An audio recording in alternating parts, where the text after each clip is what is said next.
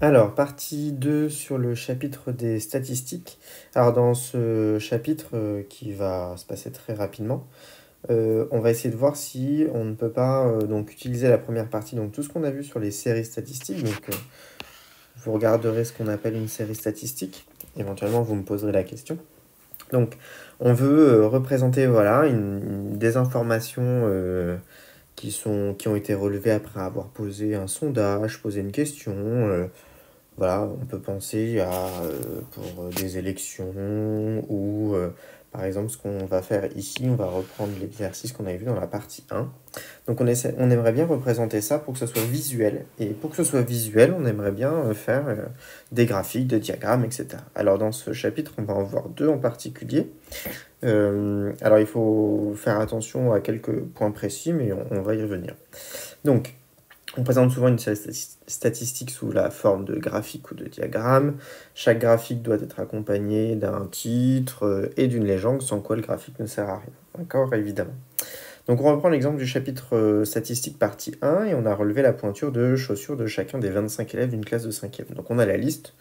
Et donc ce qu'on va faire, c'est qu'on va, avec cette liste, faire déjà le premier type de graphique, diagramme qu'on peut rencontrer, c'est le diagramme en bâton. Alors, comme son nom l'indique, il correspond à des bâtons. Alors, la règle, c'est chaque valeur est représentée par un bâton dont la hauteur est proportionnelle à l'effectif, ou à la fréquence, ça dépend ce qu'on nous donne. Donc l'effectif, je rappelle, c'est le nombre, par exemple l'effectif de la valeur 38 dans cette série, et bien je vais chercher combien de fois il y a le 38 qui apparaît. Donc une fois, deux fois, trois fois, 4, 5, normalement j'en ai pas oublié, 1, 2, 3, 4, 5. Donc l'effectif c'est 5, d'accord? Pour la valeur 38. Bon, je pourrais le faire avec plein d'autres, etc. Alors, si on regarde ici, les valeurs qu'on va récupérer, alors la plus petite, il me semble que c'est 35. Donc, le 35, je vais faire un premier bâton ici. Et donc, ici, je vais donc mettre les pointures. D'accord? Donc, il faut que je donne la valeur de mes axes. Et ici, on verra après pour le deuxième axe, on verra ce qu'on met. Alors, on a 35. Le 35 est lié combien de fois? Une fois. Deux fois. Je pense que c'est bon. Donc deux fois. Alors, si on veut le mettre deux fois, on pense qu'on va augmenter de deux bâtons. Alors, il faut voir si on a assez de deux bâtons. Parce que si c'est pas assez grand le graphique, on regardera après. Donc, je mets juste pour l'instant, je mets un petit 2 en disant, voilà, il y a 2 en effectif. Ensuite, les 36. Donc, 1, 2, 3. Non, 3, donc 36, 3. 37, 1, 2, 3, 4. Donc 37, 4. 38, donc 1, 2, 3, 4 et 5. Donc c'est ce qu'on avait dit juste avant. L'effectif de la valeur 38, c'est 5. 39, donc 1, 2, 3, 4, 5, 6. Donc 39, c'est 6. 40, il y en a 1, 2. Donc 40, il y en a 2. Et 41, il y en a 1, 2 et 3. Et j'ai tout fait. Donc 41, j'en ai 3. Alors, on va regarder maintenant. Est-ce que j'ai le maximum, c'est visiblement 6 avec la valeur 39. Donc l'effectif la valeur la plus présente, c'est 39 qui apparaît 6 fois. Est-ce que j'ai au moins de quoi faire jusque 6? Donc 1, 2, 3, 4, 5 et 6. Donc oui. Donc on va pouvoir graduer de 1 en 1. Donc là, c'était plutôt adapté. Alors ici, donc sur le deuxième axe, je vais donc mettre l'effectif. Donc ici, on va mettre les effectifs. Alors, donc, je vais juste les mettre à un autre endroit. Les valeurs, donc 2, 3, 4, 5, 6, 2 et 3. Hop, donc je vais faire ça. Et puis, on va construire nos bâtons. Allons-y. Évidemment, un bâton se construit à la règle. Donc 2. Donc je fais un bâton. Alors, je vais juste me décaler correctement. Parce que sinon... 2. Ensuite à 3, je fais un bâton qui monte à 3. Là, j'en fais un qui monte à 4. Là, j'en fais un qui monte à 5. Hop, j'en fais un qui monte à 6. 1 à 2. Hop, et 1 à 3. Hop là. Et donc, ce qui me donne donc l'effectif et le diagramme qui est donc terminé avec donc, les constructions de ce graphique, ce diagramme en bâton. Premier, voilà. Donc, il faut juste qu'on lui donne un titre. Alors, donc, c'est l'effectif des pointures. L'effectif en fonction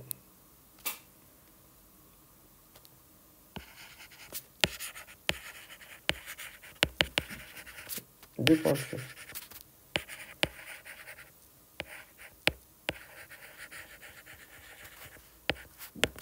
Donc, on a donné les valeurs des effectifs en fonction de chacune des pointures. Voilà. Alors, le deuxième type de graphique qu'on va voir, c'est utiliser ce qu'on appelle aussi dans le langage courant, c'est le camembert. Donc,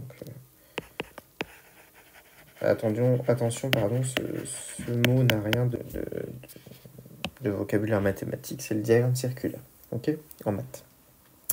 Alors, il faut que chaque valeur qui est représentée, donc qui est représentée par un secteur, hein. Un secteur, c'est un angle, hein, d'accord. Donc, un morceau, si vous voulez, un morceau, cette partie-là, c'est ce qu'on appellera un secteur angulaire ou un secteur circulaire, d'accord.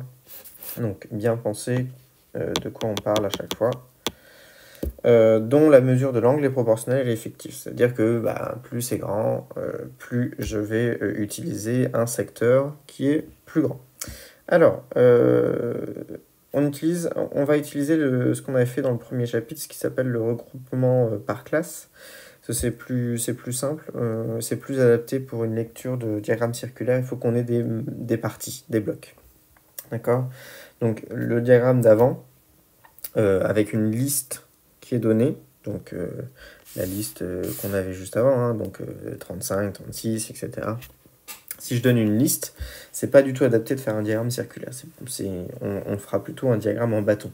Par contre, quand on a entre 37 et 39, il y a un certain nombre de valeurs, et ça, on peut utiliser un diagramme circulaire. Bon, on y reviendra dans les exercices de toute façon. Alors, l'angle du secteur. Donc, un cercle complet recouvre 360 degrés. D'accord ? Donc, moi, mes 360 degrés doivent représenter au total 25 élèves interrogés sur leur pointure. D'accord ? Alors, ce qui se passe, c'est que comment on sait que ce tableau doit être un tableau de proportionnalité. D'accord ? Donc, il faut que je passe de, par exemple, 25 à 5, en sachant que 25, ça représente 360. Et bien, comme c'est un tableau de proportionnalité, je peux me permettre de faire des opérations sur les colonnes. Alors attention, hein, je peux additionner et soustraire des colonnes entre elles. Par contre, pour passer d'une colonne connue entièrement à une autre, je ne peux utiliser que la division, que la multiplication. D'accord ? Donc là, pour passer de 25 à 5, je divise par 5. Donc je fais la même chose ici. Et donc si on fait le calcul pour 360, que vous allez diviser du coup lui aussi par 5, donc vous allez trouver 72. D'accord ? Alors, donc du coup, c'est la même quantité ici, d'accord, c'est le même effectif.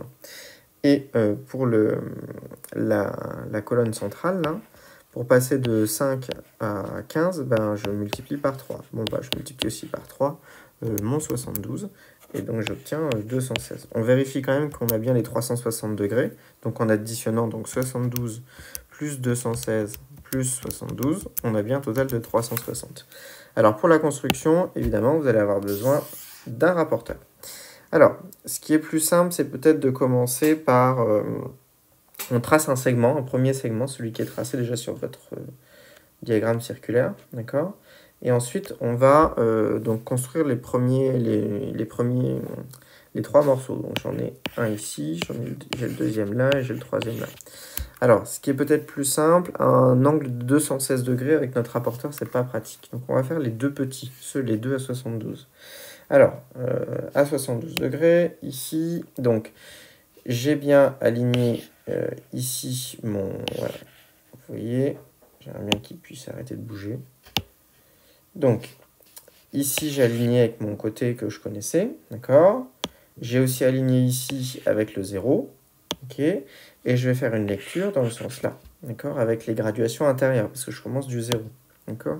Mon côté, il est de ce côté-là, donc je commence par le 0 du côté-là aussi. Alors, si je fais la partie, le bloc 1, qui sont les pointures inférieures ou égales à 36, qui représente 5 en effectif, et donc un angle de 72 degrés. Donc je vais prendre un angle de 72 degrés. Donc 70, il est là.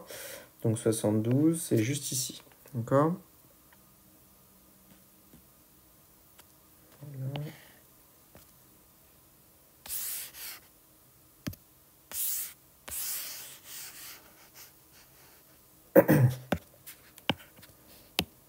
Donc je disais, ce premier morceau, donc c'est pour tout ce qui est donc inférieur ou égal à 36 en pointure. Alors on peut faire l'autre aussi, le deuxième morceau, le troisième bloc, parce que c'est aussi un bloc facile, et celui qui restera, bah forcément, ça sera 216. Alors ce qu'on fait, c'est la même chose. Je vais juste le faire en dessous, comme ça on l'aura dans le bon ordre. Alors, j'aimerais bien juste pouvoir voilà, le mettre dans ce sens-là. Hop. Donc, si on regarde 2, 0, pareil, attention, je suis du côté là, donc je vais prendre un angle à 72 degrés. Donc, il est juste là. Donc, 70, vous voyez, c'est ici. Hop.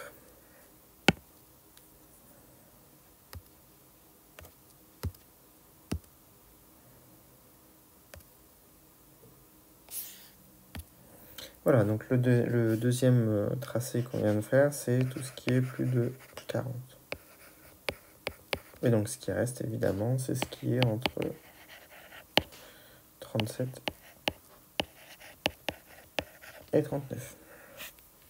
Et donc, voilà ce à quoi cela doit ressembler à la fin. Et donc, vous avez bien donc un diagramme circulaire avec vos 3 blocs. Je vais décider d'en faire 3 dans celui-ci. Et donc, on représente aussi, donc, là, on peut parler de donc, répartition des pointures.